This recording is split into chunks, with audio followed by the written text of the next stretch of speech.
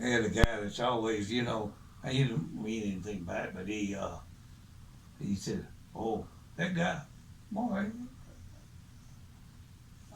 I'd whip the heck out of him if I wanted to." One day we were sitting at the coffee table, nobody talking about back or anything else. He said, "Charlie, when I was at my prime, I could whip the heck out of you." I said, "Okay. When were you in your prime?" "Oh, well, I said, "Well, when were you born?" He told me. I said, "Well," I said, "when I was in my prime, I was 18 years old, and I believe I could whip the heck out of you because you was only a year old."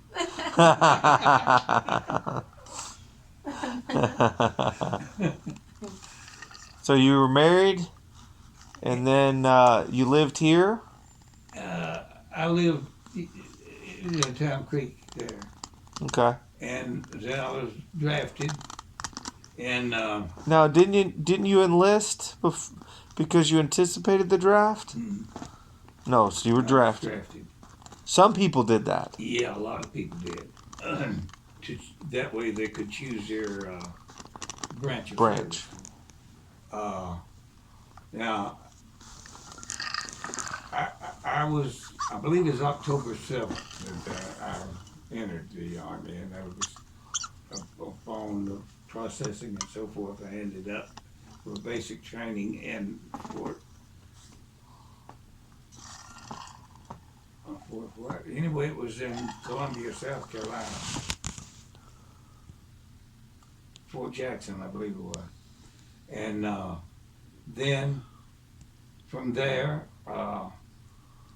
well, we were getting near the end of our basic training when I was called to the headquarters and asked if I had ever had any thoughts about a commissioned officer. I said, "Well, not really. I just figured it out." He said, "Will you be interested?" I said, "Yeah, I might." They said, "Well, we can put you in there, but you would have to take a discharge for the For your basic? have a take a discharge for the convenience of the army, and then immediately re-enlist for 3 years." Hmm. So then I did that, and they put me in. You went through a leadership training course, and I think I was about halfway through that course when Jean was born. Okay. And I went to the officers, not the other two. Gosh, I can't even remember headquarters. And asked for a leave. And they said, "No, you can't get a leave while you're in this training. You have to finish your leave before you get a leave." I said, "Well, I told them the reason I wanted to leave." So we're sorry, but that's the rules and Right. government rules. That's the way you have to go. So, that's my firstborn, Right. and I wanted to see him and his mother, and so I started walking back to my barracks, kind of, the head down. And thought struck me, and I just turned around and went back. Went back in that same place, the same guy. I said, "I'd like to resign from this course." "Why?" I said, "I got my reason." Hmm. He got me paper. I said, "Get my paperwork." He got my paperwork ready. Handed it to me. I signed it, handed it back to him. I said, "Now I want to leave to go home." So I got home. Jean was already born before I ever left up there, but him and Eleanor was still in the hospital when I got home. Good. And so then they put me on leave, and without any orders. They would mail my orders to my home at draft. when I got my orders, I had orders to report to Camp Stoneman, California. And that was to go to Korea. But whatever, you see, it was at Camp Stoneman is near a town called Pittsburgh, California. And there's a big bay up there, and it's near L.A. But there's a bay that you go all the way up to the where's oh gosh, ain't this something? I didn't think I was losing my mind, but now I know I am. Oakland Bay Bridge, Okay. to Oakland, and up there, we went on the barge up to there, and then we got in the ship out under the Golden Gate Bridge, and into Sasebo, Japan Harbor, and where we were outfitted, and then we sailed around the southern tip of Korea and up on the west side to Incheon, and went up.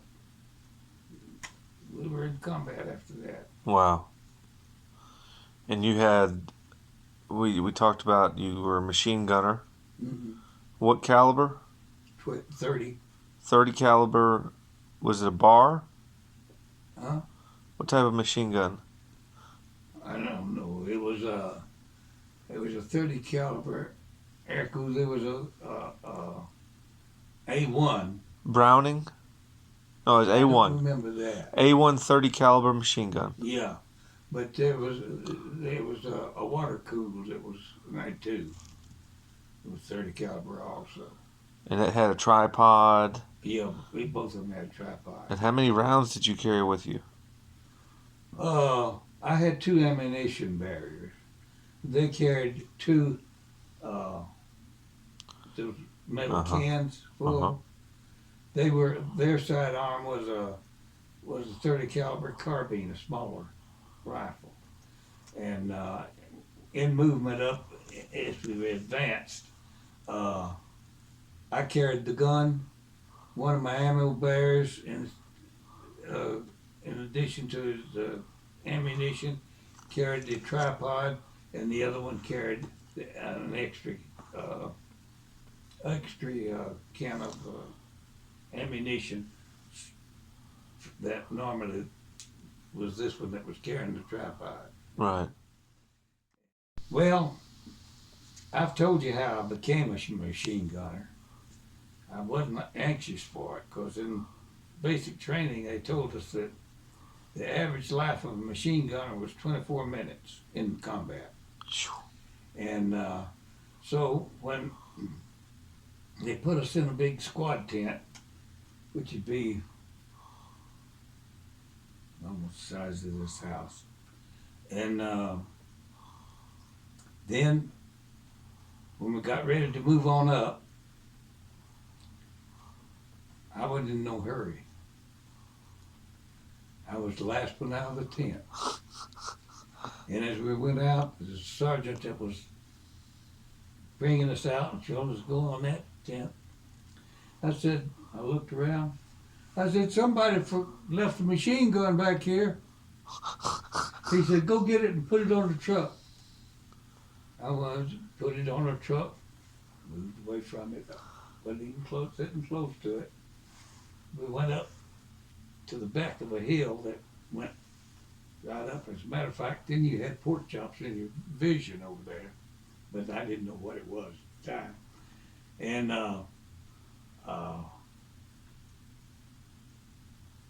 we had to go around. They had taken the bulldozer, and there's real mountainous over there, and they just push around enough off to have a little roadway. Oh, I said, somebody forgot their machine gun. He said, get it and bring it on.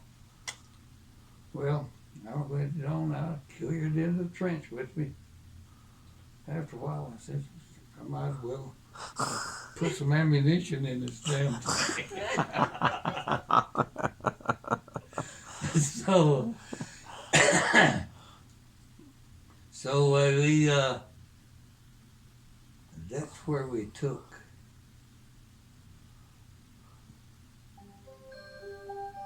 I don't know. There's two things as interfering now. I think Pork Chop Hill was right over there. Then, for some reason or other, I ended up over here, and I was a machine gunner then, and uh, the Chinese chinks we called them um, attacked Pork Chop, which our American troops were on Pork Chop at that time. They had a big battle that was publicized prior to that. It was already in our American hands. And so they got attacked at 11 o'clock one night. And within a few minutes, my company was given the order to prepare for counterattack. And we counterattacked it, and I think it was 3 o'clock the next morning. And we figured we took the hill. But when daylight came, we was all mixed up with the enemy in one bunker and us in another. So Wow. we had to take it again. Wow. And then one night on another, well, when they pulled us off of there, they brought 2 armored personnel carriers up there. And they normally would carry about a squad, about, say, 10 people. But you know, they could carry more than that in an emergency. So you couldn't just load out, gang out, and get on there because you couldn't get in close proximity to one another, and it was under combat. So there was a sergeant. We would go in the trench, and he would point. You'd go, and after you were on the load on it, well, he'd point to the next guy to get on. Finally got to me, and I thought, how lucky can you be? I'm going to get on the first 2 APCs, armored personnel carriers, what they say. I'm going to get on one of the first 2 APCs. It is not until we got back in the rear and we found out that that's all it took to bring all of us off. We took 212 people, I think. I get that mixed up one.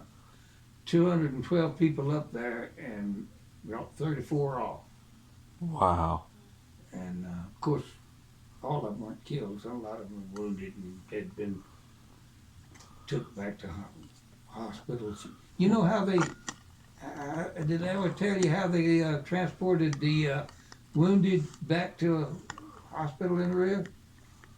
You know the old small helicopters with just, instead of wheels, they had runners, you know. They had stretchers in those runners with a glass, Wow. plexiglass thing that came up over their head about like that. And this was the front. And that was to, you know, I didn't know it then, but, you know, it was taking the breath of Right. people. And they were strapped on the outside now, not inside the fuselage. Huh. Wow. That's You had to be hurt? Huh? You better be hurt or you're scared. Well, Now that- I suppose they had you. I never rode that part of it, but I suppose you had you strapped in so you couldn't get out. Yeah. Was that the battle? Would you call that like the Battle of Pork Chop Hill? Is that what that was? It was one of them. Okay. It wasn't the original. Okay. A lot of fighting back and forth. But I understood when I got there why they called it Pork Chop. Why? The hill was shaped like a pork chop. Yeah. Huh. GI was named this, all this stuff, like that. Around behind the hill and get some food and come back one at a time. And then while I was there's a quad 50 pulled up to my left rear. Now, I probably need to tell you what a quad 50 is. I don't know the size of this, but I'm going to estimate that it was about a 1-ton pickup truck with the pickup bed removed and a flat bed with just short wood sides on it. And mounted on the back there was 4 50 caliber machine guns. And I don't know this, but I'm pretty sure they could fire it from the driver's seat too. Huh. But anyway, there's some small artillery. I don't know. I'd have to. I estimated, or pretty sure, it was what the Americans would call mortars. They were just a tube about this big. Right. About that. Because, and they kept trying to get this. The enemy kept trying to get this quad 50 there. Well, they were to my left rear just a little bit, and they were firing from over here somewhere behind a finger of a hill that come down this road. It pissed me off because the short rounds were falling over around me. Uh-huh. But I couldn't figure out where they were. And one night, it was just a little drizzle of rain, and darkest night I ever saw.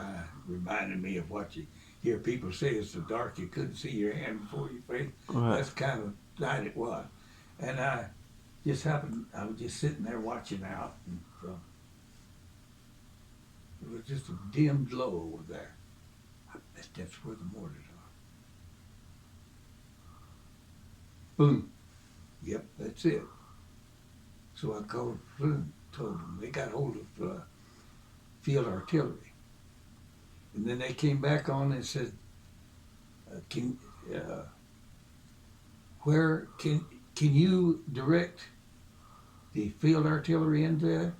Well, we'd been told kind of how to go about it, basic training, but we hadn't had any training on it. And I said, well, I don't want to tell where I am, but I said, the platoon back there, they know where I am.